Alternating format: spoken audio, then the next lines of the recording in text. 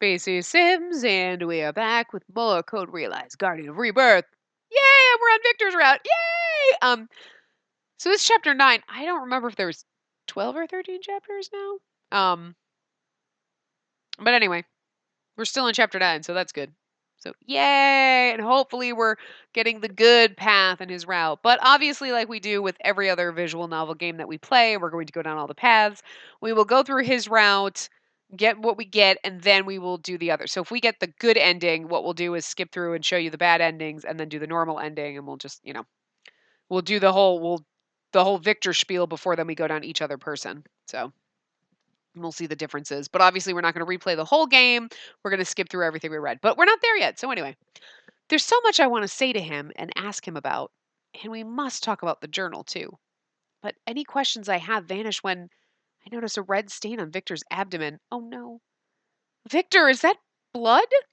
Huh? Oh, it's nothing. Just a scratch from when we were making a run for it earlier. You got shot? Is that why you weren't doing so well? Hold on, I'll give you some first aid. Whoa, wait. Oh. Aww. He's like, whoa, stripping him down. Hey, you saw us. Well, I mean, who knows how much of us he saw when he was examining us.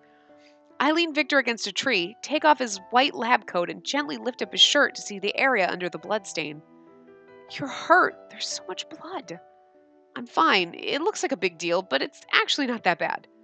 I'll stop the bleeding. Hold on. Oh, look at how dreamy he looks while he's bleeding to death. Aw, he's like, hey, look, he's so pretty. Aw. I tear some cloth from his shirt and put pressure on the wound. That's how you stop severe bleeding. This is something Victor taught me before. It's fine. The wound isn't too deep. Once I treat you, let's go back to the mansion. He just narrowed his eyes at us. Yes, you're right. It's not deep. So relax a little. What? When administering first aid, compose yourself and stay as calm as possible. Isn't that what I taught you? Right now, you're much more upset than I am. But seeing you concerned about me makes me happy. Yeah, I'm so happy you're stressed out. I mean, that's literally what he's saying. He's like, I mean, I know they can't be like, that's cute, you're concerned about me because you love me and that makes me feel good. But it's just funny the way they word it. Like, it makes me happy that you're freaking out. It's cute. I love it. Thank you so much. Thank you for worrying about me. I'm a terrible person who doesn't deserve that consideration. Why would you call yourself terrible?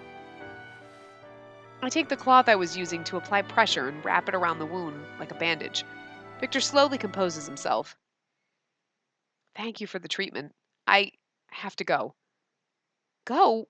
Where are you going?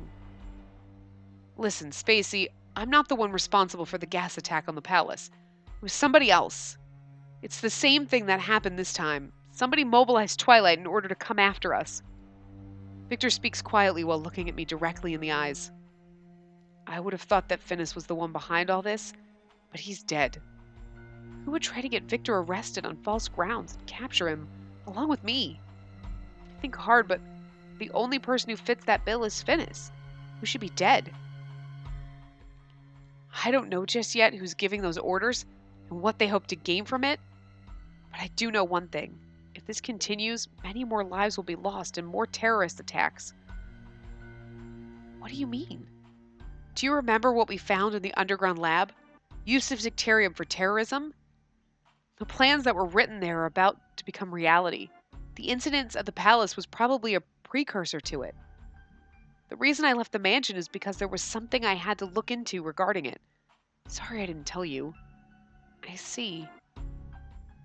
Since I don't have any concrete evidence, this may be a premature move, but I'm going to speak directly to Victoria and inform her of the dangers of terrorism. I sense strong determination in his eyes. If what he says is true, it's serious. This needs to be brought to Queen Victoria's attention as soon as possible. Why don't we go back to the mansion for now, and then we can all... No. You are the only one who can go back. Twilight knows where the mansion is now, right? And you should let everyone know that you all have to leave as soon as you can. What will you do? I'm going straight to Buckingham Palace. If I'm going to take action, the sooner I do, the better. Okay, but the queen probably is going to have your head, so you're going to, like, sneak in. Like, I don't understand how you're going to do that. You can't. I heard from Van Helsing that the government thinks of you as a terrorist again. It's dangerous. If the government is the only one after me, I'll be fine. In Victoria's eyes, the knowledge I have is worth more than my life. But I have to go to atone for the past I fled from. I don't know exactly what he means, but something about the words feel like a rejection. Victor begins to walk away through the forest. Wait! Before I can call out to him, I hear a familiar voice from the shadow of a tree. Come now, are you thinking of taking off on your own again? Lupin, what are you doing here? This lady right here left a note for us. All I had to do after that was track you down. I'm smart, I left a note. Always leave a note. I heard what you said. I'm looking into that terrorist plot you mentioned, too. I'm going to investigate this with you. You're an official member of the Lupin gang. Your problems are our problems. What, do you think we're not good enough? Who are you calling the Lupin gang? Van Helsing! I don't recall ever joining any kind of gang with you. Don't spread lies about me, gentleman thief. Oh, my boys, I just want to hug them all. Look! Oh, my precious pretties. I'm going to covet them all. Hey, there you are. Phew, I can't believe you went and disappeared on us while we were looking for Victor. Whatever the case, I'm glad that you're both all right. So what now? It sounds like we don't have a place to hide anymore. Think it over, Victor. You told me to start relying on my friends more. You said to ask you anything because nothing is too much trouble. Let me say the same to you. You are our friend. You can rely on us. You can cause us as much trouble as you want. Our eyes meet and a few seconds pass in silence. Then, all right, I'm a little hesitant of dragging you all into a personal matter, but it really would be reassuring if you could all help me. With Victor's admission, it seems like the tension drains out of the air. By the way, Victor, looks like the bounty on your head's going to be skyrocketing. Maybe I should turn you in myself. You'd better be arrested. You would be arrested right along with him as an accomplice. Thank you, everyone. I really don't deserve all your concern.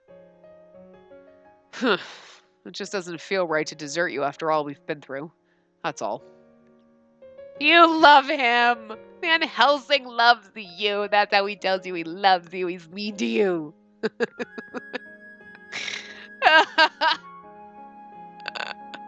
Sorry. This game gets me. I can't help it. The more I get into this, the more I love it. Okay, again, I will stress this again. I guess I can't stop saying it. Like, Amnesia Memories, I love that game so goddamn much. And when it ended, I was like, I'm so devastated.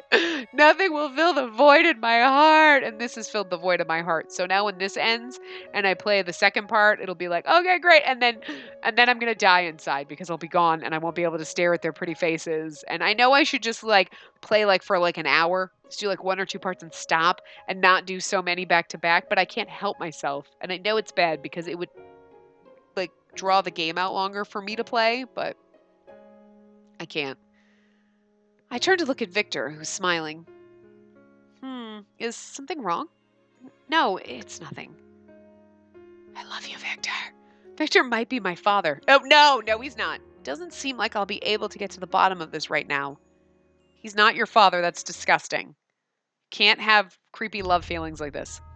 Several days earlier, 2 figures lurk in the remains of Isaac Beckford's former underground laboratory. Bullet holes and bloodstains are everywhere. It's obvious a battle took place here. I wonder if Isaac is one of the characters we meet at some point. One figure approaches the center of the room, filled with failures, and lowers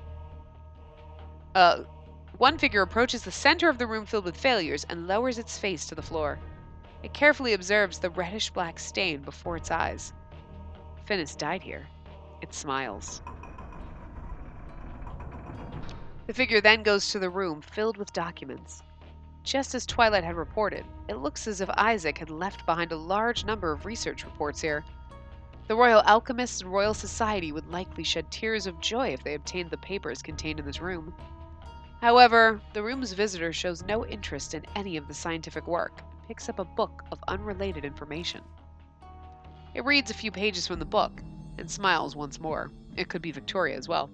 The knowledge from this book, combined with what they already know, will allow them to figure out what Isaac and Finis were after. Okay, so it's not either one of them. In that case, the figure thinks to itself, we could use this plan to prepare for everything about to be set in motion. Not for Isaac or for Finis. Everything is solely for Britain. It's probably the Queen. Could also be Herlock, you never know. The British Queen. Oh! Chapter 10. Oh, we're almost there. Oh, guys. Oh, there's probably only a few more parts left. I mean,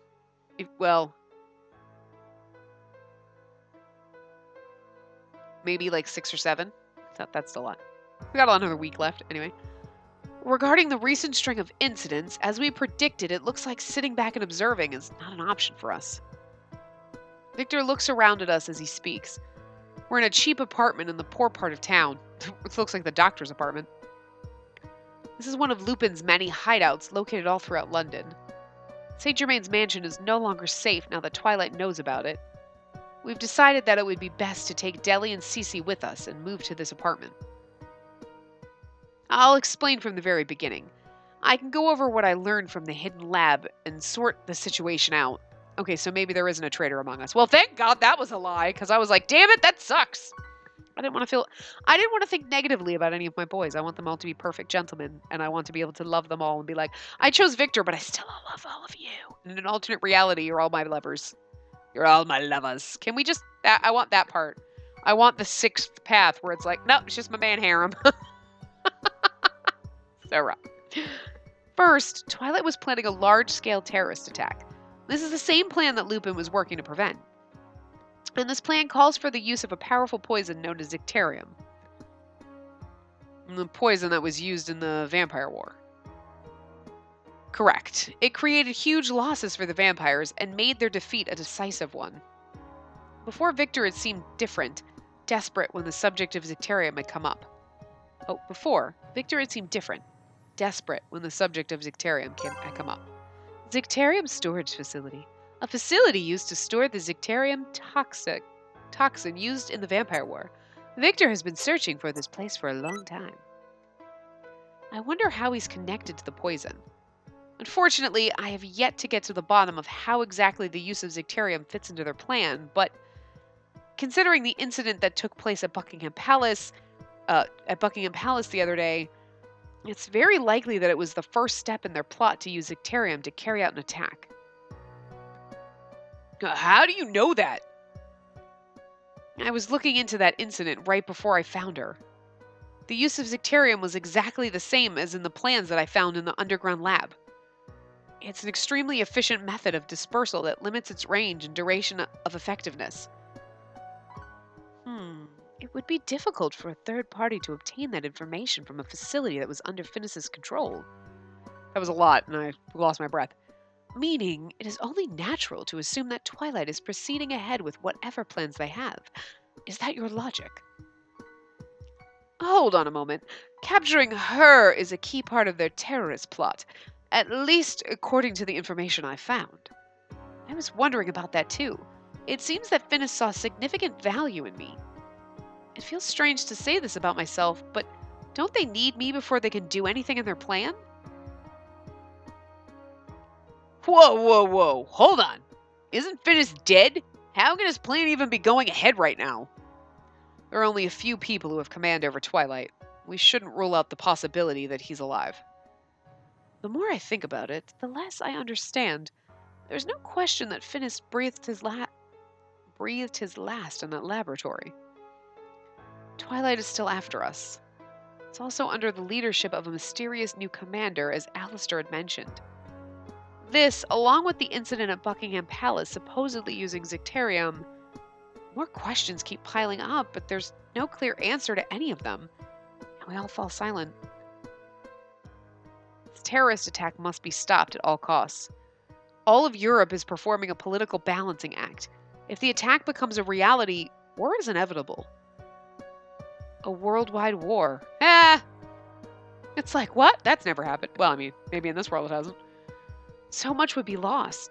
Not just lives, but culture, civilization, and the history carved into the land. Pat Spacey on him. Oh, yes, Spacey. Now you understand the pain of all the people who had dealt with all the wars before. I don't have the words to imagine it, but I know the countless tragedies and tears will swallow London up. I'm thinking of appealing directly to Victoria regarding this matter. But, Victor, you're a wanted criminal. How can you go directly to the Queen and the state? He's done it before. It's the same as when we went and forced the Queen to declare us protected by the crown. Unpei sits back down with a bemused expression on his face. I know this will be dangerous, but she's an excellent leader. Once she finds out about this, I know she'll take action. Unless she's the one. That's easy for you to say, but another direct negotiation won't be so easy. You'd best be prepared to go to prison for this. Victor, is that true? More or less, but if we don't stop this terrorist attack using Zicterium, thousands of lives could be lost. My being imprisoned is insignificant in the grand scheme of things. He's like, I'll go to jail. No, bitch. Van Helsing's over there like, Delhi can kill me. No, bitch. Like, I agree with parts of what you say. Why don't we start by going over the ideal scenario? We take this information directly to Victoria and you don't go to jail. If that's the best, let's aim for that. Delhi stirs from where he has been sitting next to Lupin. He sighs exaggeratedly. Are you all dunces? Delhi? This is Buckingham Palace you're talking about. Center of London and all of Britain for that matter. Even I understand the significance of this place. Charging in to meet the Queen with our small group is simply foolishness. Delhi is extremely calm. It's true, we're making plans to enter the residence of the country's ruler using brute force. It won't be easy.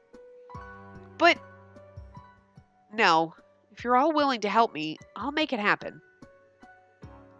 Are you serious? Everyone in this room is the best at what they do. With our abilities combined, we can do this.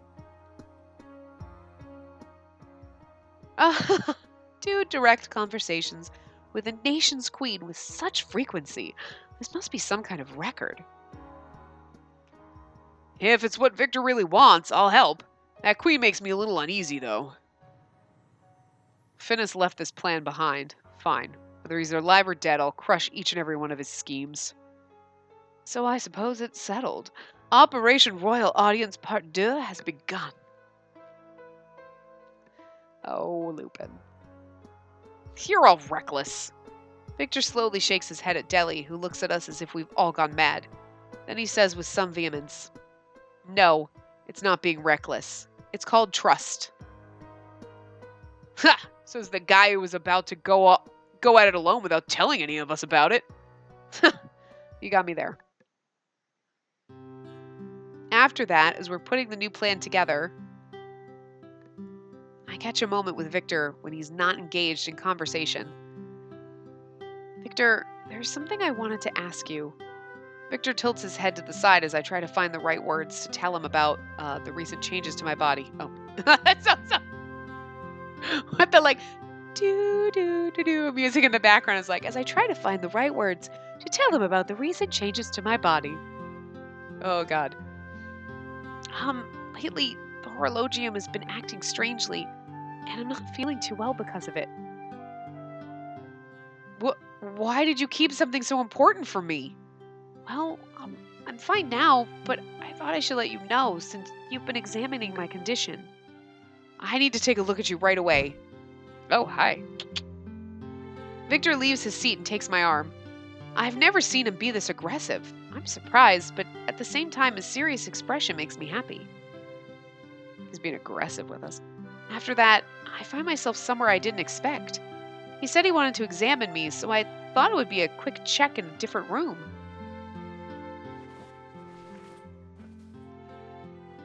Oh, I can't believe it! Victor sounds surprised as he fishes through his belongings. He said that last night when he moved from the mansion to the poorer part of town, when we moved. He left his medical equipment behind. Because of this, we've had to return to the mansion after only one day of being away. We go around to the back and run in through the courtyard. Luckily, there's no sign of Twilight. Van Helsing is accompanying us as a guard. I can't believe you'd forget something like that. I'll be right here. Hurry up and get whatever it is you need. Get whatever it is you need over with. I'm sorry. I'm sorry too. Just go. Don't waste too much time. After all that, Victor now sits in front of me with a serious expression. Can you tell me how you've been feeling lately? It's not a constant thing, but sometimes the horologium gets hot. And it glows, like in a rhythm or a wave. Then it feels like the heat and pain spread all the way through my body from there. Has this been happening ever since Finnish touched you with that pendant? I think it's funny that they show the pendant, but it's got like a thing on the back, like a paper. I think back to the events from when we went to the underground facility, when Finnish pressed that red pendant against me. The horologium suddenly let off a blinding light as my body underwent some kind of change. It's exactly as Victor says. Yes, that's when it started. I see. Your face appears to be more flushed than usual. Is it a fever? No, maybe it's just the setting sun. Does the horologium feel any different right now? I don't think so. Though I do feel a little bit feverish. I don't know why, but when I look at Victor, I feel that heat build up even more inside me. Oh my God, it's because you love him. So fucking cute. She's not like, oh, I have the vapors. Could it mean that the changes to the horologium are becoming latent? Spacey, could you show me your chest? I'd like to take a look at the horologium itself. What's the matter? He's examined me so many times before. So why do I feel embarrassed to reveal myself to Victor now? I mean, I trust him. All right. What's wrong? Why the dramatic hesitation? It's nothing. I see. I'm glad there's no problem. As Victor says this, it seems like he doesn't quite know where to look. Yeah, don't look at my boobies, okay? We should have a bra on, for God's sakes. I mean, Jesus. I'm just saying. I'm sure it's just, like we're used to being a little more covered and having propriety, and now we're showing you décolletage. I mean, let me go ahead and take a look. At Victor's prompting, I reluctantly reveal myself. So dirty. Aww. Oh, look, he's all embarrassed. I love that they look like fucking headphones around his neck, but it's like the stethoscope. Victor is looking away. Yeah, see, she only kind of shows just the top of her chest, so it's not like she takes her clothes off. But, Victor, you can't examine me if you don't look in my direction. Yeah, I know that, of course. So what's the matter? I just became a little self-conscious because of what you mentioned. My own cheeks turned red in response. But it would be nice if you'd consider my feelings, too. Huh? What do you mean? I'm the one showing myself to you, so it's way more embarrassing for me. Oh, right. I'm sorry. That's strange. We were both completely fine with this when we first met. Ugh, this is probably your fault, because you're so... Huh? So what? Huh? Oh, nothing. Nothing at all. I was gonna say I'm so beautiful. I think it's your fault. Why is that? I don't want to say. This is so cute! We're both so derpy! We're both so fucking derpy! Victor's face gets even redder, and I'm not sure what to do anymore. No, we need to do this. It's very important that I examine you. This is so fucking adorable. And he was all, oh, and then the second he's like, looks at her chest, it's like, hey. Like his eyes get all like, What's up, baby? Like, Victor says this with a determined air and looks down at my chest once again. There don't seem to be any visible changes. Victor stares at the horologium. He has a serious look on his face. It's the gaze of a doctor or an alchemist. Victor's usually very mellow, and people usually tend to get their way with him, but he is probably in his element now. I look up at his face, lit by the setting sun. At the same time, I feel the weight of possibility that he might be my father. Okay, stop thinking that, because you were literally just totally being like, I don't want to say it because I'm totally turned on by you. And no! God, stop doing that. It's so gross. Eventually, Victor raises his gaze and smiles kindly at me. Well, I think you're fine. You don't have to worry, but I'm still concerned about your condition, so let me know right away if anything changes. Also, try to stay close to me, so I can take care of you right away in case something happens. I won't leave your side anymore. Aww. I love you so much. All right. This makes me feel much better. I know, it makes me feel derpy. Like, Victor won't leave me again. I'm surprised how happy this makes me. I'm not surprised at all. Hey, Victor? I have the urge to ask him right now. Even if Victor is my father, there must be a reason behind it. See, now she's putting it in quotes, like my creator. Just say your creator. That makes it a little less creepy. I decide that it would be best to trust Victor instead of wondering about it alone. I want to hear the truth from him.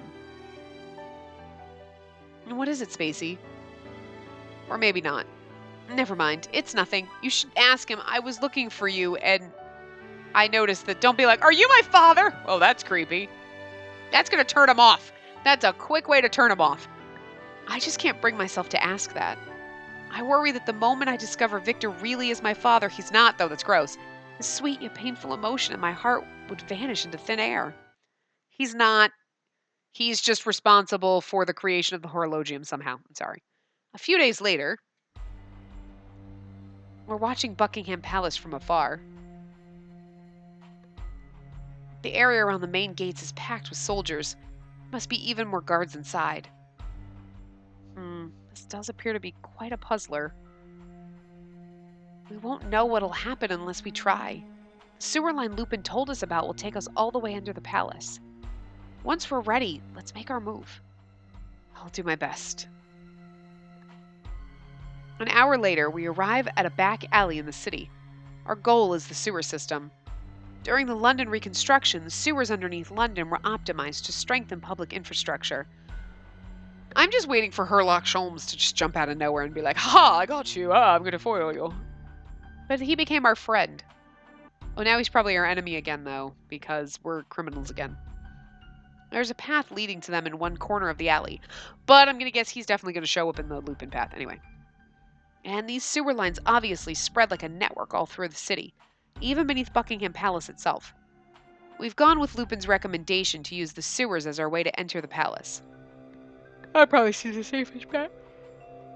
We soon find the entrance to the sewer in a dark corner, just as Lupin had described.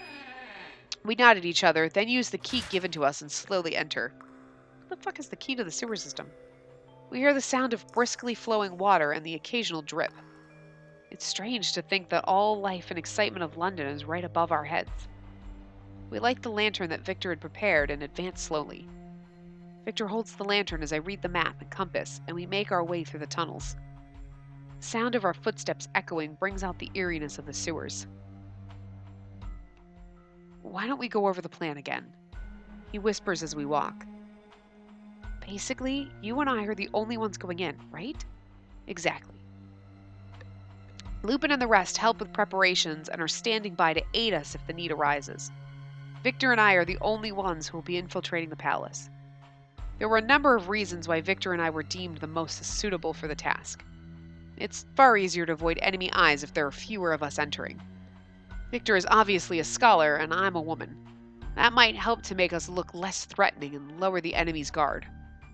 Victor is the most suited for negotiating since Victoria is after him personally. And everyone already believes that the two of us are villains anyway.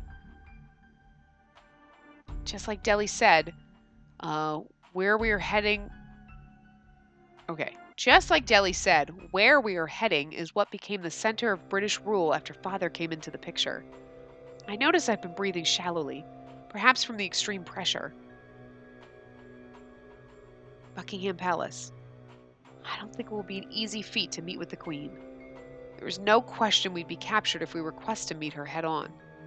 We won't be using the ornithopter like we did last time we spoke with Queen Victoria. This is because she is normally within the palace itself. That means there would be no point in blindly breaking into the palace. This time, we will ideally be entering unnoticed and meeting with her in secret. We already know the Queen's schedule, thanks to information from Lupin. Today, there will be a period of time in which she'll be alone in the throne room. We'll try to catch her then and get in some quality negotiation time. Lupin really is amazing. He knows the Queen's schedule, how to enter the palace, and even the guards' patrol routes.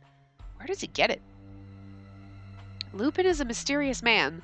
Maybe he was planning to eventually sneak into the palace on his own at some point. You can't get any more bold than that. We don't have any right to judge him, though. We're going to be doing that same bold thing ourselves. Victor nods, then stops. What's wrong, bud? Bertie shrieked. The opening that Lupin had mentioned is right above our heads. Do you think this is it? It's definitely a strange hole. I'm sure this is the one. We look around and find a ladder extending up into the darkness. Victor takes out his pocket watch and checks the time. How are we doing? We've still got about 5 more minutes. According to Lupin, if we exit the sewer at a certain time, we'll be able to pass through unnoticed. 5 minutes. It's short, but it feels like a very long time. We wait, doing nothing in particular. Perhaps it's because I'm nervous, but I feel my anxiety growing stronger. I need to calm down. As I'm thinking this, Victor gently takes my hand. You'll be all right. I'll protect you. Thank you. From what place in his heart are these words coming from? Is it because I'm an important friend? Is it because he made me? What am I to him? I am happy, yes, but these questions do cross my mind. Shall we go? Very well. I mean, it would be kind of funny if Victor did create us. Because then we would be Frankenstein's monster. That'd be kind of cute and funny. But at the same time, it's really creepy because we keep calling him father, and then we're gonna do him, and that's just fucking creepy. I can't do that. I really just hope he's responsible for the reason why Isaac created the horologium, and that, We slowly climb the ladder with Victor taking the lead, because I feel like Finnis would have recognized him and known that Frankenstein was Isaac Beckford if they were the same person, so. My mind wanders for a moment. I think about what would happen if he was captured by the government. What do they want Victor to do for them? What does? What do? What knowledge of his are they after? What if the secret information he guards must be put into action? If that were to happen, what will become of Victor? What will become of the government? Right, everything looks good. Follow me outside. Yes. I start climbing up the ladder again, following Victor, who had gone ahead of me to observe what was going on outside. Once we're outside, I notice that we have made our way onto the palace grounds, and at the same place we'd landed when we stormed this palace in the ornithopter. This place. The breeze here outside feels good compared to the depressing humidity of the sewer. Alright, everything's going as planned. Oh, everything's going as planned so far. It looks like there's a gap in their security right here. The night is still and dark around us. Like Victor says, I don't see any guards anywhere nearby. Moments later, we huddle together in a spot in the shadow provided by a tree. Right then. Let's begin the actual infiltration. Are you ready? Yes. Sure. I nod and Victor takes a small device out of his pocket. It's a simple version of the Aether communicator built by Impey for us. Unlike the standard version, it can't transmit our voice, but it can inform the group of our location using a unique frequency. Let's report back to the group first. Victor looks around cautiously, then presses the button. Instantly. Whoa! Impei's communication device explodes with a tremendous bang and an electric whine. Sparks fly everywhere as it bounces around. Finally, in a rising cloud of smoke, it falls silent. Could it be defective? So it would seem. Oops, my bad, guys. I can almost hear Impei say in my head.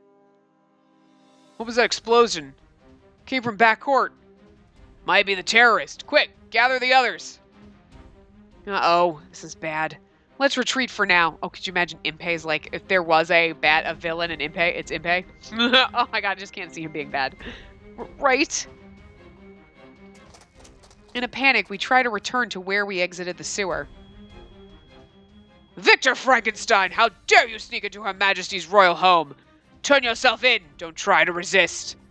Waiting for us is Rempart Lionheart, burning with patriotic love for the country as usual. You know what? It was probably Kenneth Branagh here that was in the underground thing. I forgot about him. But what are you doing here? Aha! I am well aware of the weakness of our guard in this particular location at this exact time of night. I was certain that the Lupin gag would target this shortcoming, and so I made sure to keep watch here night after night. You've been here every night? Without even knowing when we would attempt to come? That's dedication. My loyalty for Her Majesty knows no bounds. Now resign yourselves to face justice. The moment Lionheart finishes speaking, he swings his sword around in a vicious slash. Luckily, Victor is able to dodge it. Whoa, if that's how you want to play. He pulls a test tube from his shirt pocket. I like how he gets all sexy when he pulls them out. He's like, yeah, I'm gonna blow your ass up. And slams it to, oh, okay. He pulls a test tube from his shirt pocket. I got distracted by his face. And slams it to the ground. In the next instant, there's a great blast of smoke. Victor must have been paying attention to the wind, because the cloud heads straight for Lionheart. Gah! Now's our chance. We'll have to give up on making it back to the sewer. Just run. Victor takes my hand and begins running. Good! Dr. Frankenstein has penetrated the palace grounds. Men, seize them at all costs. Oh my god. Detention! Lionheart's roar chases after us. Oh, come on, Impei. Of all the times for you to screw up. We run around the courtyard, but it's impossible for us to avoid the guards without any means to fight back.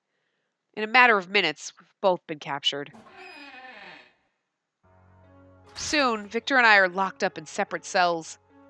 I had heard from Van Helsing that the palace had its own dungeon. Queen Victoria had ordered its construction recently. She continues taking strong measures and practices nothing but extreme caution where her safety is concerned. I've heard that it's also something that makes her seem like a strong leader. It sends a message to those around her that anyone who acts against the government will be imprisoned. Not only am I shoved in a cell, but I've been handcuffed to completely strip me of my freedom. I suppose this level of caution is inevitable, considering that I am an accomplice to a known terrorist. I don't seem to know about the existence or effects of my poison, though. Poison, huh? The word monster surfaces in my mind again. Why did he make me like this?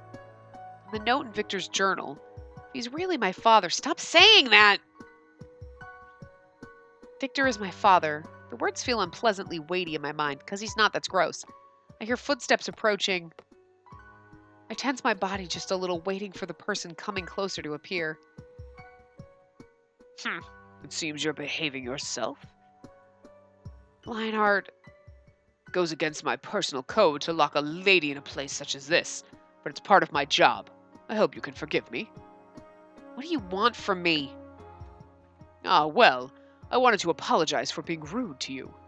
Rude? We're the ones who broke into the palace, and it's your duty to capture us. I don't think manners are involved in this. Haha, that's a logical opinion. However, I'm here to apologize about the past, when I attempted to kidnap you. My subordinates called you a monster. Such, invective should never be directed at a lady. It's been bothering me ever since. And then that Lupin stole you away before I was able to make amends for their crass behavior. I don't mind. I think monster is an accurate term. I see. Did you come here just to apologize? No. I want the truth from you. I'll be speaking with Dr. Frankenstein after this, for his version of the facts. What exactly are his plans for being here in London? I don't know, but there's no way that Victor could have committed an act of terrorism. He's a kind person. He could never kill anyone. And Victor said that he wanted to stop the terrorists. How could he be responsible for... Stop the terrorists? How would he go about doing that? Something's odd here. Leonard leans forward slightly in anticipation after I mention stopping the terrorists. I don't know how exactly, but Victor would never carry out a terrorist attack. He genuinely wants to stop it. Would it be possible for us to speak with Victoria? It's him, isn't it? I want to talk with her directly regarding the terrorist attack. He leans close. How would they stop it? It's you! Oh my God, is he Isaac Beckford?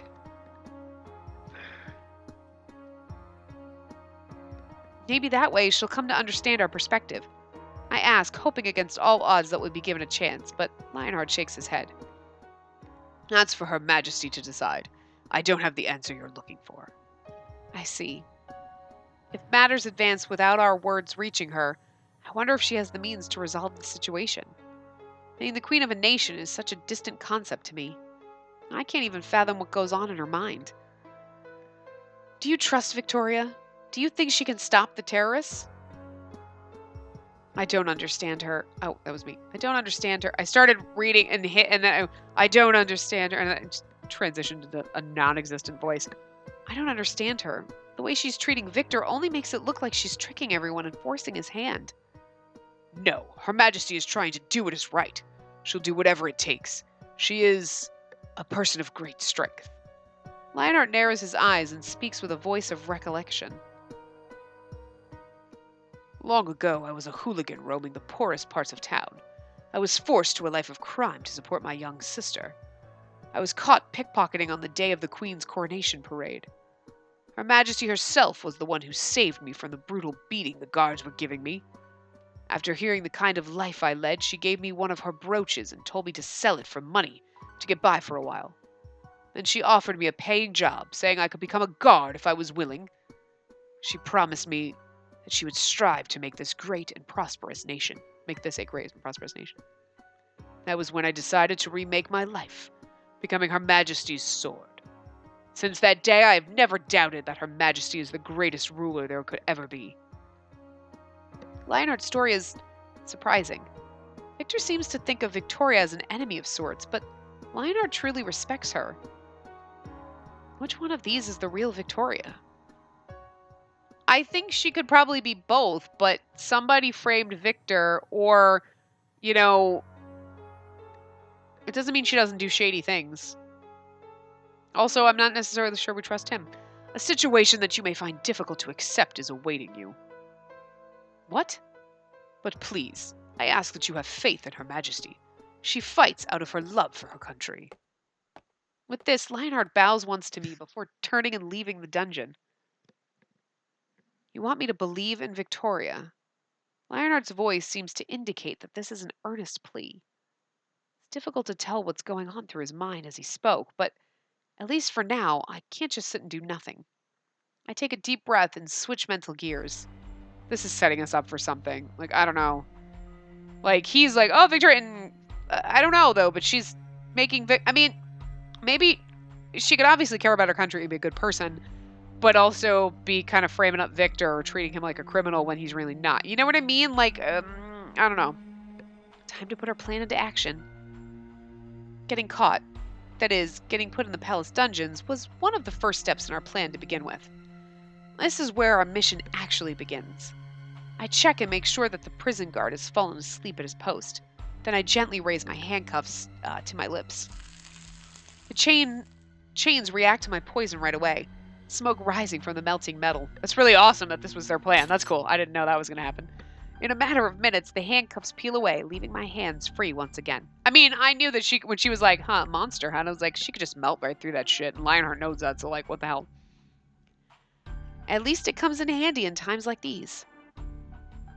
It's not difficult to escape the cell either. I gently place my index finger over the door's keyhole. Just as the cuffs had, the area around my finger begins to melt away and slowly turns into a steel-colored mush. Then, I open the door to the cell and walk out into the hallway, trying to avoid making any loud noises. I'm going to wrap this part up here. I should have stopped at the then, but I walk into the hallway. And this is a perfect place to end. So I will see you guys next time. Remember to give the video a big thumbs up and subscribe to see more.